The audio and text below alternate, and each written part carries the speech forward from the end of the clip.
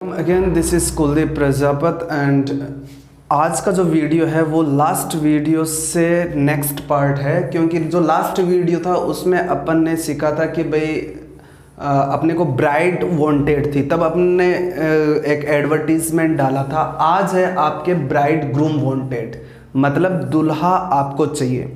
और उसके लिए आपको क्या करना है कि जो क्वालिटीज़ या फिर जिस प्रकार से आपने एडवर्टीजमेंट को ब्राइड वांटेड के लिए किया था उसका जस्ट आप उल्टा कर दो इसको।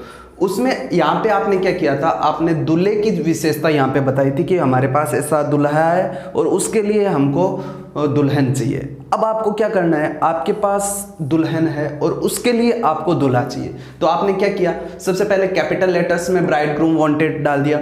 उसके बाद में आपने लिखा alliance invited for a beautiful slim tall. ये आपने किसकी विशेषताएं लिखी है, जिसके लिए आपको दूल्हा चाहिए। तो alliance invited for a beautiful slim tall 23, ये उसकी एज हो गई, 5 फीट उसकी हाइट हो गई और 3 उसकी इंचेस में इसकी हाइट है। उसके बाद में आपने उस गर्ल की विशेषताएं लिख दी कि भाई वो वेल एजुकेटेड होनी चाहिए, वेल एजुकेटेड है।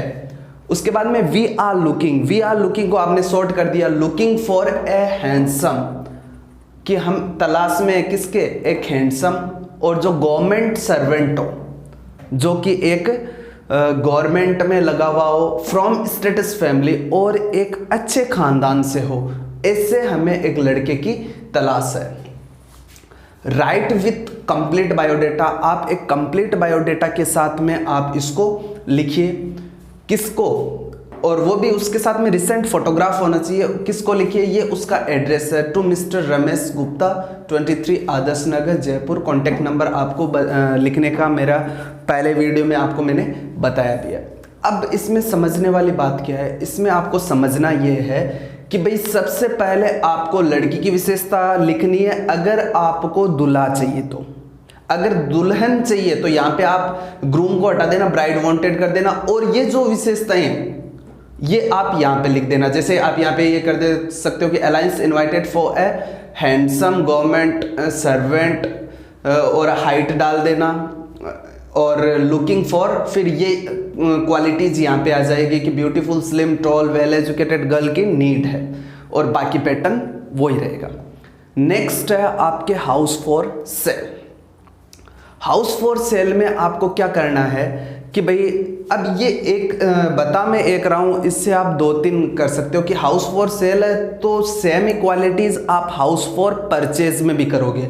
यहाँ पे हाउस फॉर सेल लिखा हुआ है तो यहाँ पे आप परचेज कर सकते हो। यहाँ पे फ्लैट फॉर सेल हो सकता है, यहाँ पे शॉप फॉर सेल हो सकता है। कोई भी चीज़ आपको खरीदना है या फिर बेचना है, सिर्फ हेडिंग चेंज करनी है और इसमें माइनर चेंजेस होंगे, बाकी एज इट इज़ रहेगा।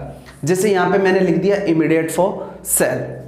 अब देखो न्यूली बिल्ट है, ये 20x50 ये इसका एरिया है कि भाई 20 फीट ये लेंथ में या फिर विड्थ में है और 50 फीट ये लेंथ में। स्क्वायर फीट इसका एरिया है। ईस्ट फेसिंग है, मतलब कि इसके घर का जो मुंह है वो ईस्ट साइड में है, और ये जो मकान जो कि बिकाऊ है वो पोस्ट कॉलोनी मतलब रिहायशी इलाका है जहाँ पे अच्छे लोग रहते हैं, उस इलाके में है। वो कौन सा है, विवेक विहार जयपुर। अब 3 BHK का मतलब हो गया बेडरूम हॉल किचन, मतलब 3 तो बेडरूम है उसमें और एक हॉल है और एक किचन है जो कि जेन्युइन है। फिर 2 लैट्स एंड बाथ्स है, पोर्च है मतलब उसमें बरामदा भी है, पार्किंग की भी व्यवस्था है, वाटर टैंक भी है, पावर एंड वाटर कनेक्शन है, मार्बल फ्लोरिंग है, मतलब कि जो फर्श है वो मार्बल वाला है, उसमें टाइल्स वगैरह है।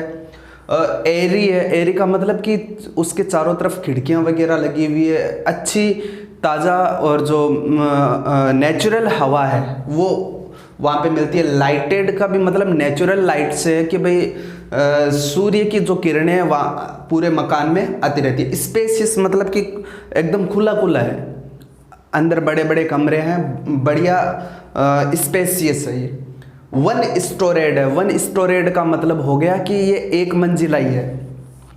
प्राइस यहाँ पे आपने मेंशन कर दी। उसके बाद में कॉन्टेक्ट, अब देखिए ये पोस्ट कॉलोनी में आपका ये मकान है, हो सकता है कि आप अलग जगह रहते हो, ये कोई ज़रूरी थोड़ा ना है कि जिस मकान में आप रह रहे हो वही मकान आपको बेचना है।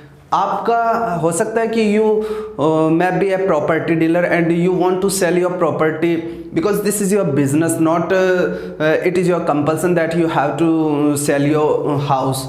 ये आपका बिजनेस भी हो सकता है। तो आपका अगर बिजनेस है तो आप हो सकता है दूसरी जगह पे रहते हो और ये मकान आपका दूसरी जगह पे है, तो इसलिए आपको अपना एड्रेस दूसरा यहाँ पे रखना है। उसके बाद में आपका मोबाइल नंबर आपको यहाँ पे डाल देना। अब देखिए कि जो हाउस फॉर सेल है, अब अगर आपको मकान खरीदना रहेगा, यहाँ पे अगर परचेज है तो क्वालिटीज तो ये रहेगी कि भाई आपको ये मकान चाहिए और आप एड्रेस भी यही बताओगे कि भाई आपको मकान किस कॉलोनी में चाहिए, क्योंकि ऐसा थोड़ी ना है कि भाई कहीं पे भी हो मकान चलेगा, ऐसा नहीं है। आपको मकान आप बताओगे कि भाई मेरे को इस इलाके में चाहिए, जैसे सुजानगढ़ में आपको प्रगति नगर में चाहिए, नयाबास में चाहिए, नलियाबास में चाहिए, 1 नंबर फाटक चाहिए, कहीं पे तो आपको मकान चाहिए, या फिर ऐसा है कि कहीं पे भी दिलवा दो, तो उस हिसाब से आपको यहाँ पे मेंशन करना है।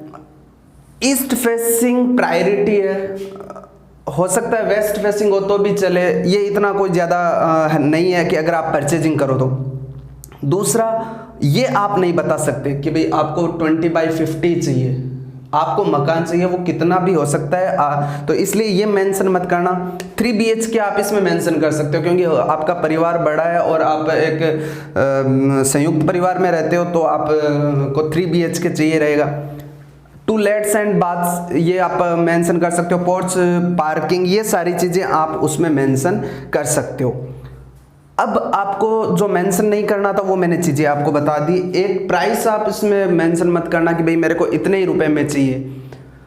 दूसरा, हाउस फॉर सेल हो गया, हाउस फॉर परचेज हो गया। अब इसमें अगर मान लो कि फ्लैट आ जाए, तो फ्लैट में देखो क्या क्या नहीं होता है। फ्लैट में एक तो आपके पोर्च नहीं होता है, बरामदा नहीं होता है, फ्लैट में आपके इसकी जगह पे बालकनी हो जाएगा, ठीक है। और जो फ्लैट है आपका एक 1 स्टोरेड, ये स्टोरेड नहीं होता है, आपका जो फ्लैट है वो स्टोरेड नहीं हो सकता। स्टोरेड का मतलब मंजिला होता है, 1 मंजिला 2 मंजिला, तो फ्लैट तो आपको पता ही है, तो ये नहीं हो सकता। बाद बाकी जो जितनी भी क्वालिटीज है, एक वाटर टैंक है, ये फ्लैट में मतलब कि कंबाइंड हो सकता है, सब पूरी बिल्डिंग का एक ही वाटर टैंक होता है, तो चलो बता दो तो कोई दिक्कत नहीं है। बाद बाकी ये 2 चीज़ें आपको फ्लैट में नहीं बतानी है, बाकी सारा का सारा आप फ्लैट में भी आप बता सकते हो। आपके ये भी हो चुका है। अब जो नेक्स्ट वीडियो रहेगा उसमें बाकी के एडवर्टीजमेंट आपको करवाए जाएंगे। उसके बाद में आपको नोटिस के बाद में जितना भी आपका जो राइटिंग पोर्शन है वो आपको करवाया जाएगा, और इसके बाद में आपको पोएम्स करवाई जाएंगे। Thank you.